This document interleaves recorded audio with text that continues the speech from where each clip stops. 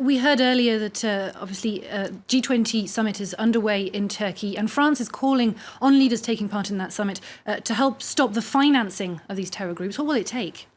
I guess it's really hard to control, because we have to go like beyond what we hear of. They are selling their petroleum, they are making money out of it. They are making money out of the land they control, because there's many assets in the land, starting with cotton fields, with wheat, with because they control the territory. It's the first time that such an organization is building what looks like a state. They have an army, they have an administration, and they have economic values in their land. So we have to understand this, and even we have to understand that they have popular support in these lands. Otherwise, they wouldn't be able to hold these lands. This is what we should really look to in a really scientific way.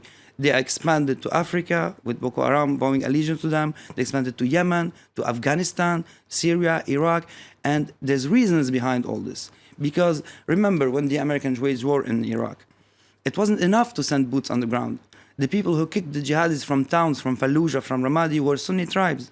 Why? Because the Americans promised them a better economic life, more participation in the new political system, promises that were cut 20 years ago and never fulfilled. So today, if we have nothing to offer to these populations, the war can continue and can go on. We were with Al-Qaeda, and now we're with Islamic State, and tomorrow we'll be with something more dangerous and more determined to fight the whole system. And what's different, one more time, is today they are being able to bring into their ranks more and more Western citizens. They are imposing, if I may say, the rules of the war. Because remember, the Americans were much criticized regarding drones attacks. When they killed, for example, an American citizen and his son, Anwar Lawlaki, in Yemen.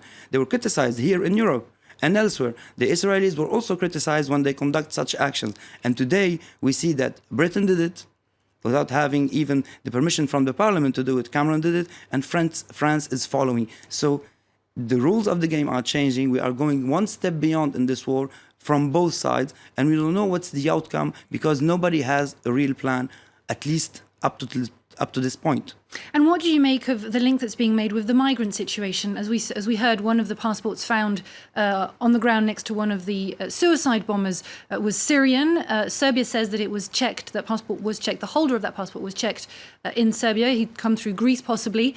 What do you make of that link? I guess that it's too soon to jump into conclusions, remembering that a Syrian passport can be a fake one on the first hand, and can be bought very easily. Other journalists proved it. They made reports on it by buying such passport, by even putting a photograph of the Netherlands Prime Minister with an Arabic name, and they got through. So it doesn't mean necessarily that it's a Syrian who was one of the attackers. It could be European with a false Syrian passport. We don't know yet. We cannot have. We don't have enough. A good view on this, but I guess we shouldn't jump into conclusions. And anyways, it's of course it could happen. Of course, it could happen, because we should also know that known European jihadis are known by the authorities here, and so it's much easier for someone unknown to make such a move. Without forgetting also that a known Belgian jihadi said at the time, like 3 months ago, that he succeeded in getting into Vilvoorde, his hometown, and then going back to Syria. And remember when the police, the Belgian police, made many arrests in Vilvoorde a few months ago, it was linked to this story. So I guess in the upcoming days, we'll have more and more information.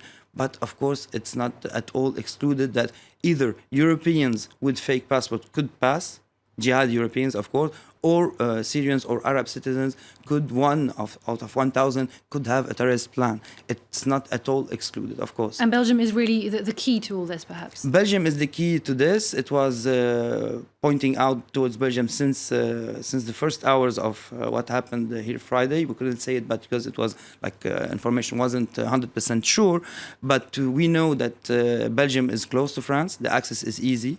We know, and we shouldn't forget, that the highest ratio of jihadis in the ranks of jihadi groups, either Al-Qaeda or Islamic State, are Belgian citizens. So, of course, of course, we should look at this with one more time, forgetting a bit the borders, because they are waging global jihad on their enemies. There's no difference between civilian and military. They're at war and they are acting upon this reality.